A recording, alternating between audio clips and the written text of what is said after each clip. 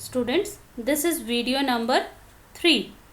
Now I want to do कि मुझे ये जो हेडिंग है I want कि ये centre of the web page पर आनी चाहिए. ओके, सेंटर पे लाने के लिए बच्चे क्या करेंगे? This is a heading.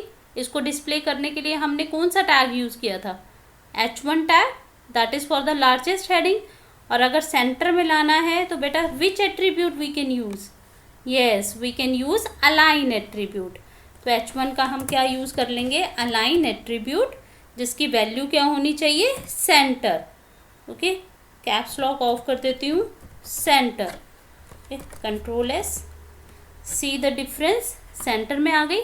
बच्चे हमने कुछ फिजिकल टैग भी कर लिए, जैसे बोल्ड टैग, बोल्ड टेक्स्ट को बोल्ड करने के लिए. यू टैग अंडरलाइन किया था हमने यू टैग से. नाउ अब मुझे इसे थोड़ा सा स्लांटिंग वे में डिस्प्ले करना है हेडिंग को. Means I can use italic tag. Okay, so कौन सा टैग यूज करेंगे? इटैलिक. इस हेडिंग को करना चाहते हो ना बेटा, तो इसके आसपास हम कौन सा टैग लगा देंगे? इटैलिक. आप उसे चाहे यहाँ लगा दीजिए H1 के बाद, तो H1 से पहले क्लोज कर देंगे. ओके, यू के बाद लगाएंगे तो यू से पहले क्लोज कर देंगे, और सबसे स्टार्टिंग में लगाएंगे तो सबसे एंडिंग में क्लोज कर देंगे. That is I tag for italic.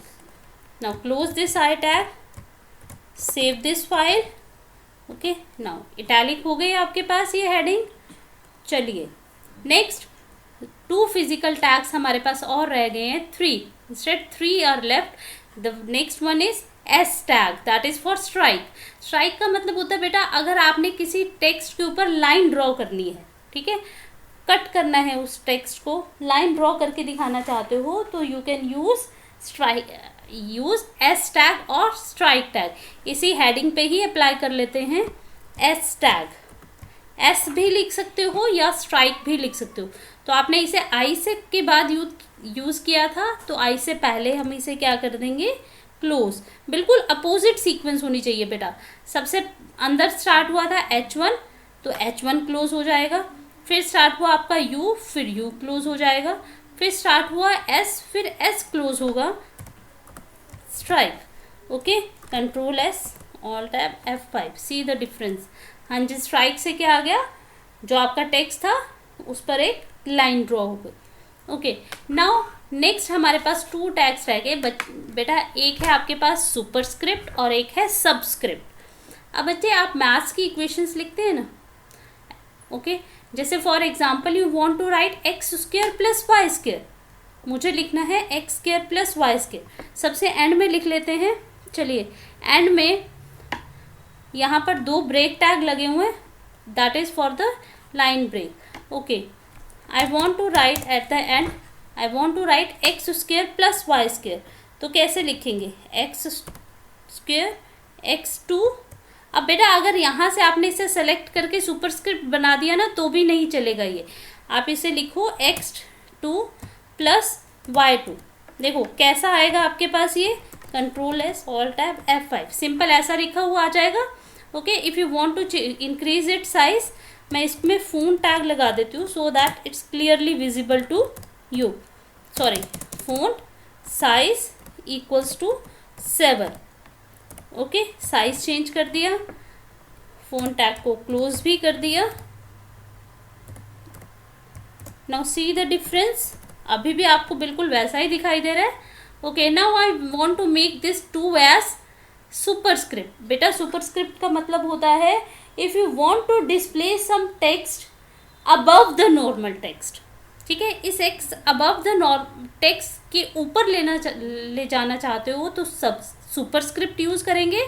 और if you want to display the text below some text below the normal text, then you can use subscript.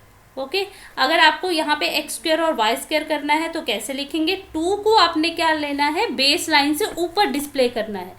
तो right here SUP, that is for superscript. Okay, 2 के बाद आपको इसे close करना पड़ेगा. अगर आप इसे क्लोज नहीं करते तो सी द डिफरेंस. इसके बाद जो भी लिखा है सारे का सारा सुपरस्क्रिप्ट बन जाएगा.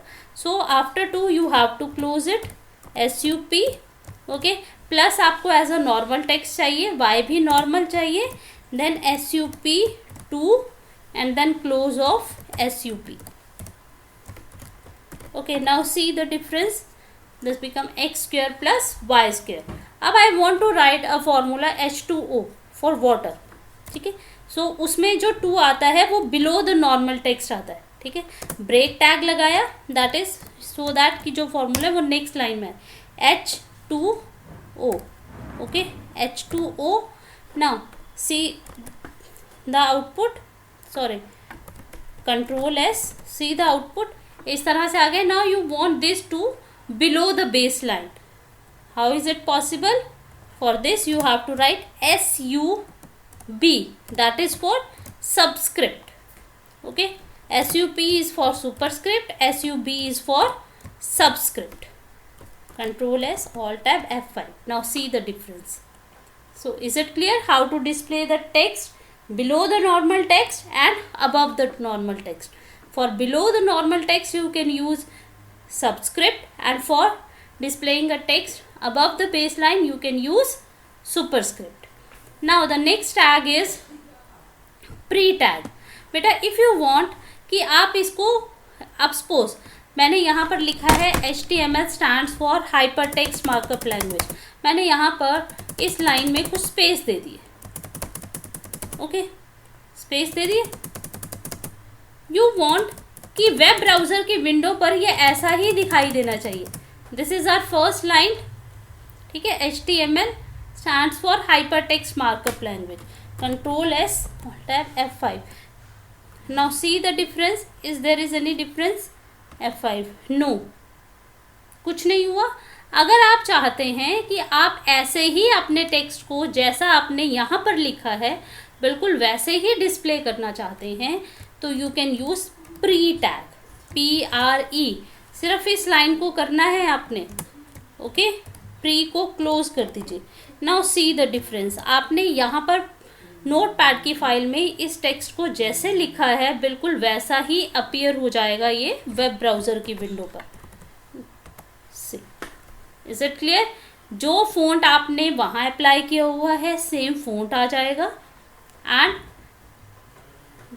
जिस तरह से आपने उसे वहाँ डिस्प्ले किया हुआ है टेक्स्ट को सेम वैसा ही आ जाएगा. अगर आप यहाँ पर एंटर भी प्रेस कर देते हैं ना, नेक्स्ट लाइन में ले जाते हैं एक लाइन को. Okay, is it clear? Now web browser will display same output. Is it clear? So what is the use of pre tag? Pre is for pre formatted tag. Pre formatted tag which means that the text in the browser will be displayed in a fixed width font with all the blank lines and tabs. Is it clear? What is the use of pre tag? Now next is your paragraph tag, that is P tag. अब मुझे इसको paragraph बनाना है. Okay, मैं ये सारा कुछ delete कर रही हूँ यहाँ से. Delete. Okay, now I want to make it as a paragraph. P tag. Okay, break tag हटा दिए मैंने तीनों लाइन से. Make this as a paragraph. Now it will appear as a paragraph. See the difference?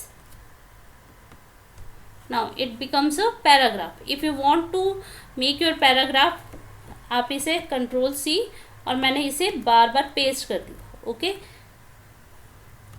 Control S, F5. In this way this becomes a paragraph. और paragraph की आप alignment भी set कर सकते हैं. P align equals to center. Okay, in this way you can set the alignment of paragraph. और paragraph की align की वैल्यू होती है left, right, centre and justify. Is it clear?